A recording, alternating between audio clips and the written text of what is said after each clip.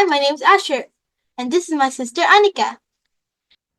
We visited AlUla last December, and it was really an amazing place. AlUla is a place in Saudi Arabia that feels like a giant outdoor museum.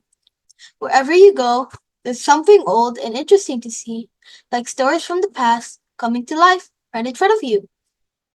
AlUla is a home to Hegra, a UNESCO World Heritage Site. It is a city carved into rocks by the Nabateans, who were an ancient group of people who were really good at building things in the desert.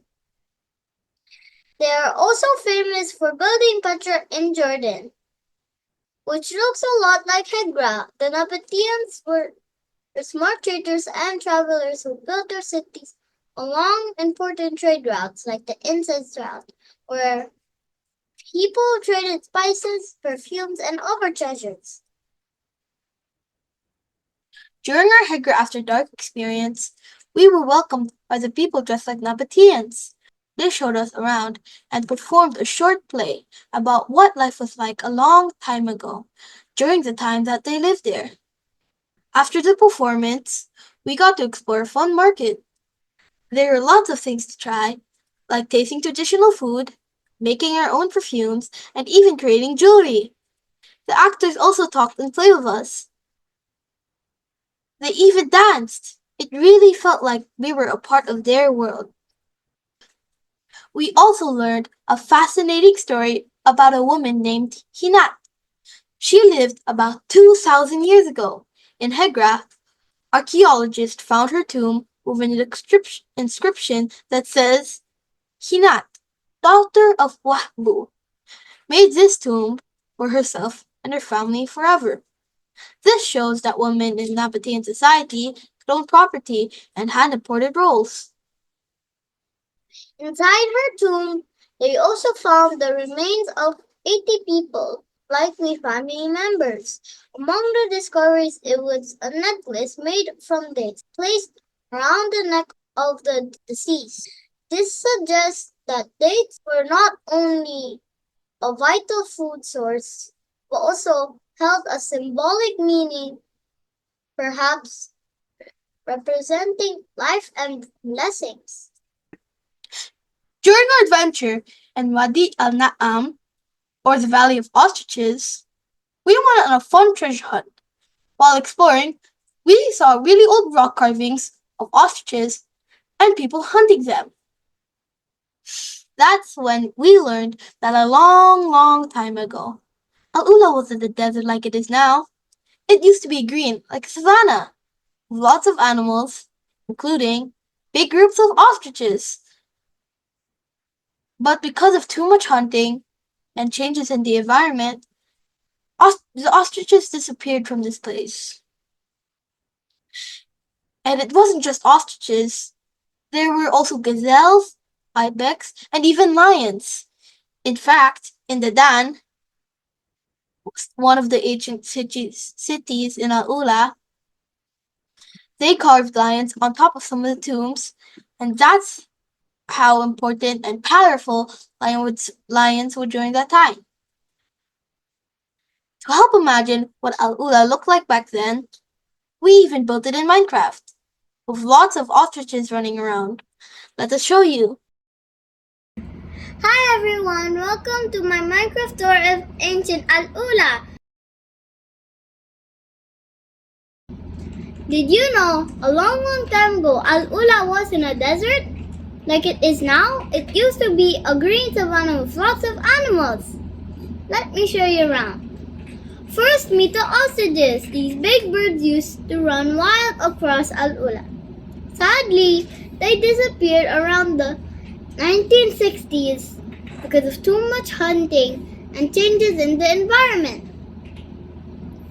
Next up are the lions. Yes, lions lived here too, in a place called Dadan.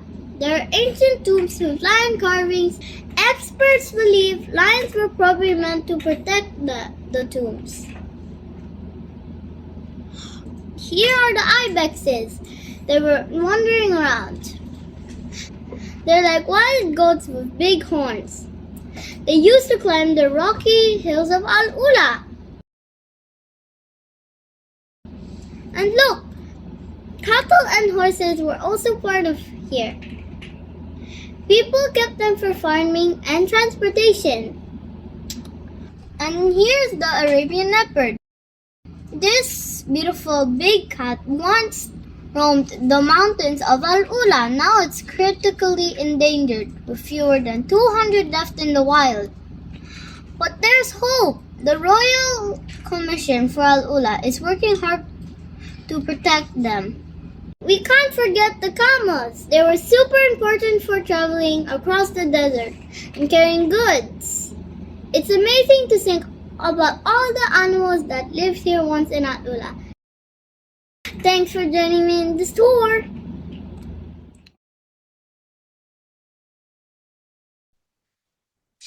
Heritage crafts in AlUla are more than just objects. They're like time machines that connect us to the past. By learning these crafts, we don't just read about history, we experience it with our own hands. Let's explore some of these amazing traditions that have been passed down for generations. When we visited AlUla's visitor center, we got to experience their famous hospitality. They welcomed us with Arabic coffee called kahwa and sweet dates. Because in AlUla, serving coffee with dates is their way of saying you are very welcome. It makes sense that our first stop at the Heritage Craft Market was where they showed us how they made Arabic coffee. First, they roast coffee beans, very carefully.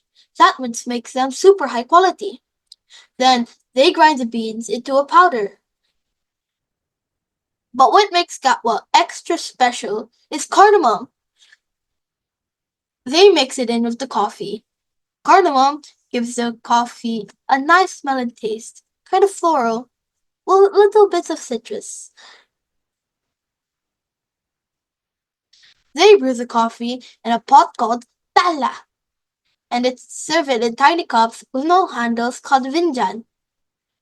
Drinking kahwa with dates isn't just about the taste, it's about coming together, telling stories, and showing kindness to guests.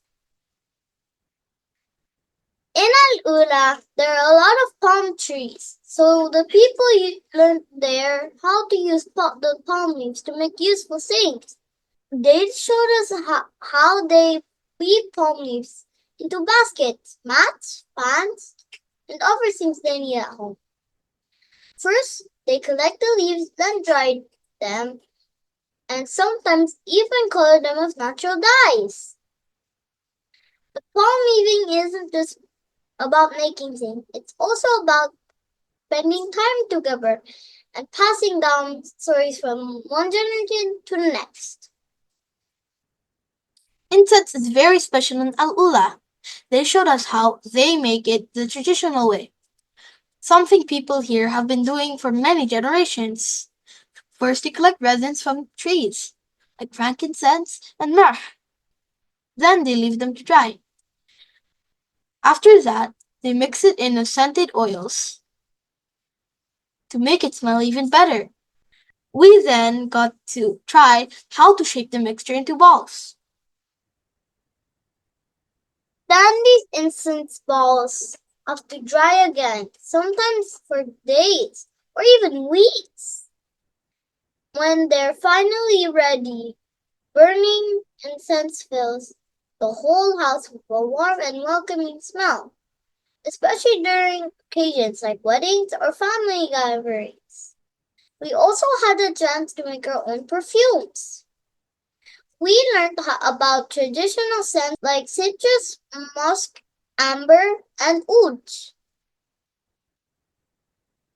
We got to choose which scents to mix. Then we decided whether to make a spray or a roll-on perfume. Then we blended our chosen scents to create our own unique fragrances. Our journey through AlUla was filled with unforgettable experiences that brought history and culture to life. Every moment was both educational and exhilarating. There's so much more to learn, and explore in AlUla, and we eagerly look forward to returning someday for another adventure. Thank you for listening. God bless you. All right. Thank you for Wow. listening. Wow, it's really interesting. I would love to join.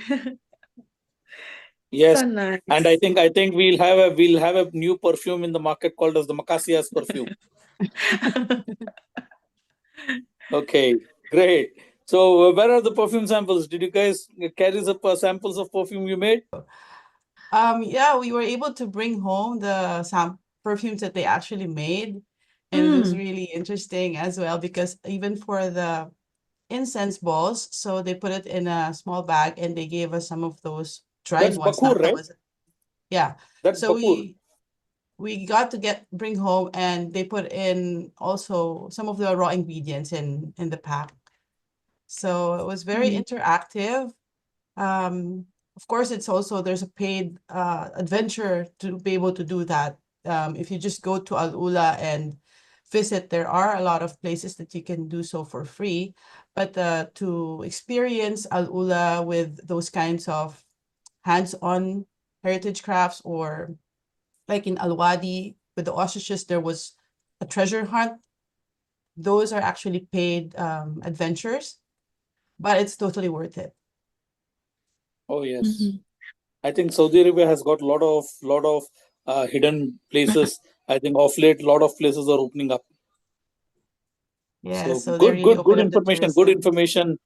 Good information from the Macasias family on the Thank travels and adventures. Yeah. You should create your own. You should create your own this thing. The like the adventures of Ibn Battuta, the adventures of Macasias. you.